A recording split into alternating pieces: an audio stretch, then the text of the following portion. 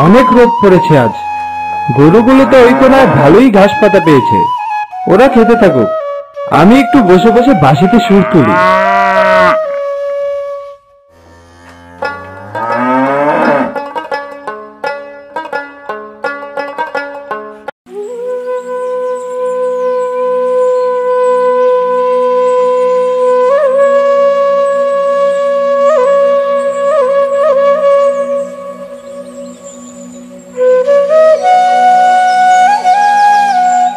বাহ, কি চমৎকার বাঁশির সুর! তোমার এই বাঁশির সুরে তো সবাই মুগ্ধ হয়ে যাবে বাবা। আমার বাঁশির সুরের এত তারিফ করলেন, আপনার কি সত্যি এত ভালো লেগেছে? হ্যাঁ বাবা, তুমি বাঁশিতে খুব ভালো সুর তুলতে পারো, আমার খুবই ভালো লাগছে। বাবা, এই ভর দুপুরে আপনি মাঠে কি করছেন? কোথা থেকে এসেছেন আপনি? আমার যে কোনো নির্দিষ্ট ঠিকানা নেই রে বাবা, যখন যেখানে পারি থাকি, এই পথেই হেঁটে যাচ্ছিলাম, বড্ড পানির পিপাসা পেয়েছে, তাই তোমার কাছে আসলাম। কিন্তু তুমি এত মনোযোগ দিয়ে বাঁশিতে সুর দিতাছিলে যে তোমাকে আর ডাকতে ইচ্ছা হলো না। এ কি কথা বাবা, আপনার পানির পিপাসা পেয়েছে তা তো আমাকে আগে বলবেন। দাঁড়ান, এক্ষুনি আমি আপনাকে পানি খাওয়াচ্ছি। এই নিন বাবা, এই পানিটুকু খেয়ে আপনার পিপাসা মিটিয়ে নিন।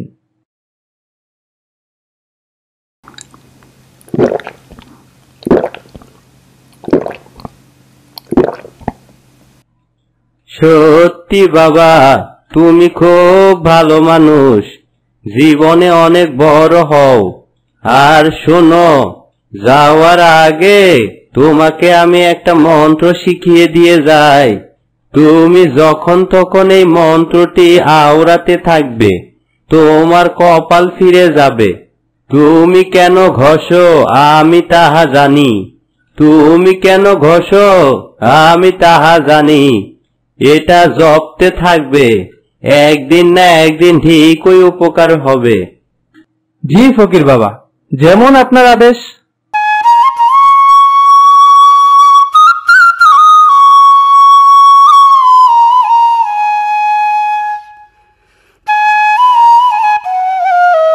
বেলা তো শেষ হয়ে এলো, যাই গরুগুলো নিয়ে বাড়ির দিকে যাই, আর ফকির বাবার মন্ত্রটিও জপতে থাকি, দেখি যদি কিছু পাই। তুমি কেন ঘষো আমি তাহা জানি, তুমি কেন ঘষো আমি তাহা জানি। বাহ, মন্ত্রটি পড়তে তো বেশ ভালোই লাগছে।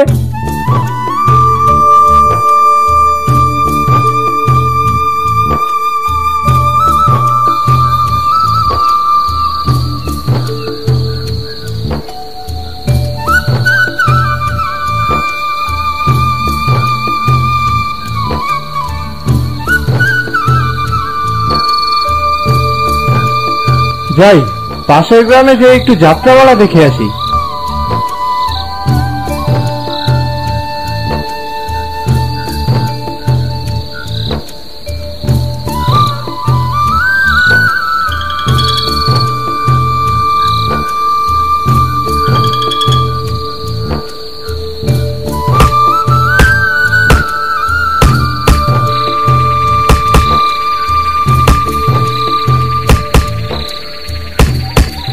এই শেষরা চোরগুলোর জন্য তো রাজ্যের মানুষ নিঃস্ব হয়ে যাচ্ছে, এদের তো একটা ব্যবস্থা করতে হবে। তুমি কেন ঘষো আমি তাহা জানি, তুমি কেন ঘষো আমি তাহা জানি। ভাই রে ভাই, আমাদের এই চুরির কাহিনী তো মনে হয় কেউ জেনে গেছে। হ্যাঁ ঠিক বলেছি, না হয় আমরা এখানে ঘুষে ঘুষে মাটি সরাচ্ছি, তা কি করে জানবি? জান বাঁচাতে চাইলে জলদি করে চল, ছটকে পড়ি।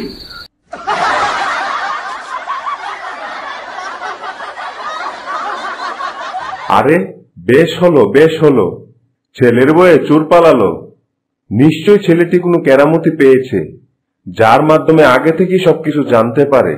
ছেলেটির কাছ থেকে যদি এই কেরামতি শিখে নেওয়া যায়, তাহলে আমিও আগে থেকে অনেক কিছুই জেনে যাব। এই যে বালক, শুনছ? একটু এদিকে আসো।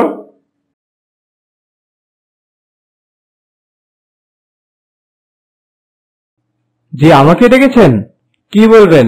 আর হ্যাঁ, যা বলার জলদি করে বলুন, আমার আবার তাড়া আছে। বালক, তুমি কি কোনো কেরামতি পেয়েছো নাকি? সবকিছু আগে থেকে কিভাবে জানতে পারো? কি যা তা বলছেন আপনি? আপনি কি চোর টোর নাকি? তা না হয় এত রাতে এখানে কি করছেন? আরে না না, আমি চোর না, আমি রাজ্যের রাজা। আমাকে বোকা পেয়েছো নাকি? রাজা কখনো এভাবে রাতে চোরের মতো ঘুরে? বিশ্বাস হচ্ছে না তোমার? তাহলে কাল সকাল সকাল চলে এসো আমার রাজদরবারে, সেখানেই সব কথা হবে। ঠিক আছে, তাহলে তাই হোক। কাল সকালেই দেখবো তুমি কেমন রাত।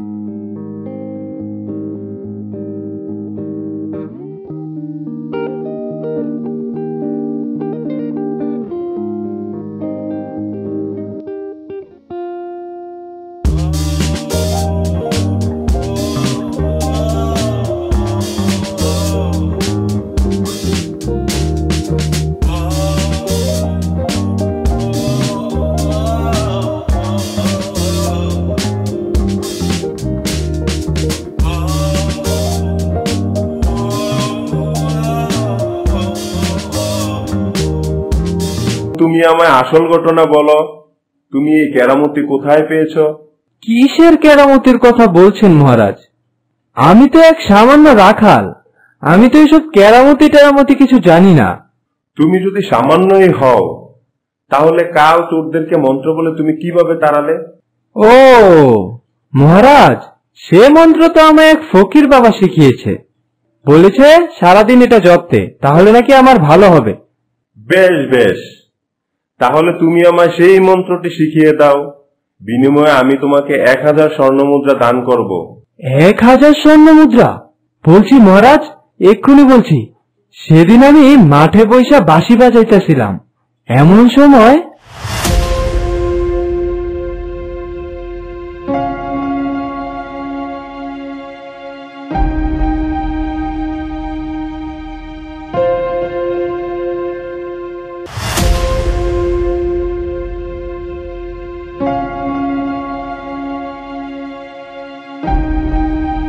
সে আমাকে বলল সারাদিন যেন এই মন্ত্রটি জপতে থাকি। তুমি কেন ঘষো আমি তাহা জানি, তুমি কেন ঘষো আমি তাহা জানি। দারুণ ব্যাপার। ঠিক আছে, তাহলে তোমার এই মন্ত্রটি আমি কিনে নিলাম, আর কাউকে এই মন্ত্রটি বলবে না। না না মহারাজ, আপনি কোনো চিন্তাই করবেন না, আমি আর কাউকে এই মন্ত্র বলবো না। মন্ত্রী, এই বালককে 1000 স্বর্ণমুদ্রা দান করা হোক। জো হুকুম মহারাজ। চলো রাখাল, তুমি আমার সাথে চলো।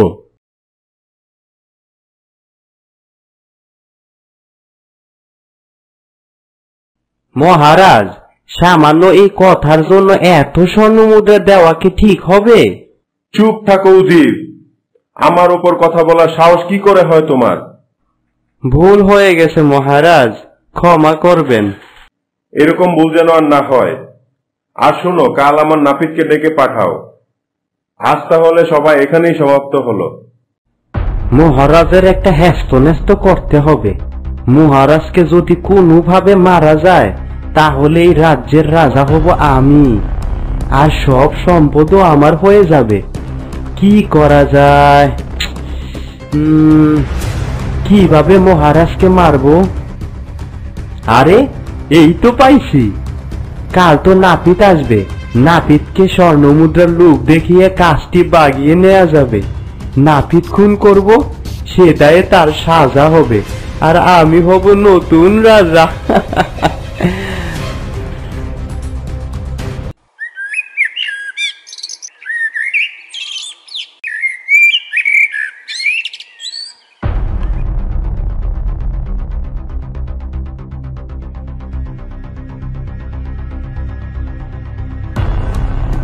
হুজুর, আমায় ডেকে পাঠিয়েছিলেন? হ্যাঁ হ্যাঁ নাপিত, শোনো, এই কাজ করে আর কতদিন খাবে? তুমি যদি আমার একটা সামান্য কাজ করে দাও, তাহলে তোমায় আমি এত সম্পদ দিব যে সারা জীবন পায়ের উপর পা তুলে বসে খেতে পারবে। তাহলে তো খুবই ভালো হয়। কি কাজ করতে হবে বলুন? শোনো, আজ যখন রাজার চুল দাড়ি কাটতে যাবে তখন দাড়ি কাটার নাম করে রাজার কল্লাটাই কেটে দিবে। রাজা মারা যাবে, তারপর আমি হব রাজা, তখন তুমি যাই চাইবে তাই পাবে। হুজুর, এতে বড় অন্যায় হয়ে যাবে। এইটা অন্যায় নয় নাপিত, রাজনীতি। তুমি শুধু কাজটা করে দাও। জি হুজুর।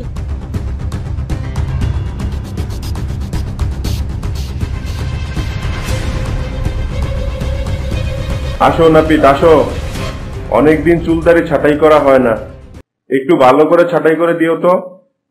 জি মহারাজ, আপনি একটু বসুন, আমি খুঁটটা একটু ধার দিয়ে নিই। হ্যাঁ হ্যাঁ, জলদি করে দাও।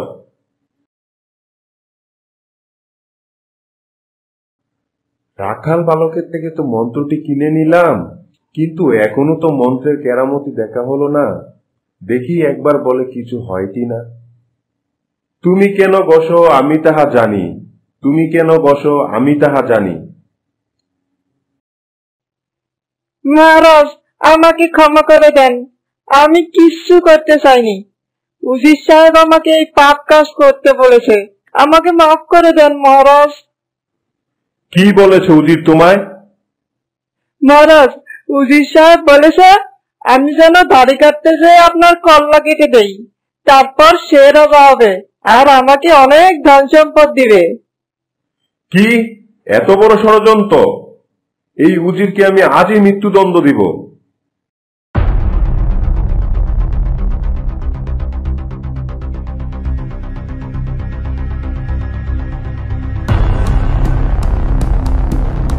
এতক্ষণে তো রাজার কল্লা কেটে দেওয়ার কথা, কিন্তু উনি দেখছি এখনো জীবিত আছেন। কি হলো? কি উজির, অবাক হলে নাকি আমায় দেখে? ইয়ে মানে না হুজুর, আমি অবাক হব কেন? তুমি সেদিন বলেছিলে না যে আমি কেন এত টাকা দিয়ে সামান্য মন্ত্র কিনেছি? আজ সেই মন্ত্রের জন্য আমার জান বেঁচেছে, বুঝলে? এ আপনি কি বলছেন হুজুর? আপনার জীবনের হুমকি কে দিয়েছে? কার এত বড় সাহস? মন্ত্রী, এই উজিরকে বন্দী করে আজই মৃত্যুদণ্ড দেওয়া হোক। সে নাপিতের সাথে যুক্তি করে আমায় মারার পরিকল্পনা করেছিল। আমায় ক্ষমা করুন মহারাজ, আমায় ক্ষমা করুন। তোমার মতো বিশ্বাসঘাতককে ক্ষমা করলে আমার অন্যায় হবে। মন্ত্রী, এই বেটাকে আমার সামনে থেকে এক্ষুনি নিয়ে যাও। আর শোনো, সেই রাখাল বালককে একটু ডেকে পাঠাও তো। জি মহারাজ। প্রহরী, এই পাজি উজিরকে এক্ষুনি নিয়ে চলো।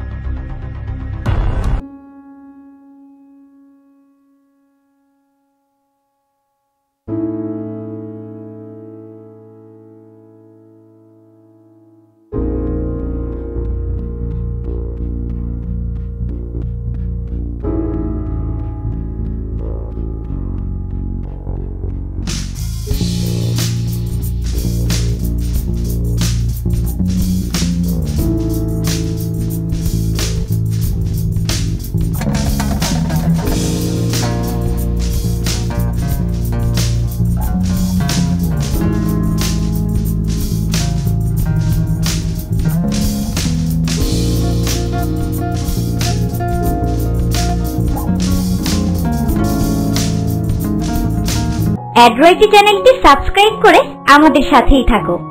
লাইক, কমেন্ট, শেয়ার দিতে ভুলো না যেন। আর পরবর্তী গল্প দেখার জন্য আমন্ত্রণ রইল। ধন্যবাদ।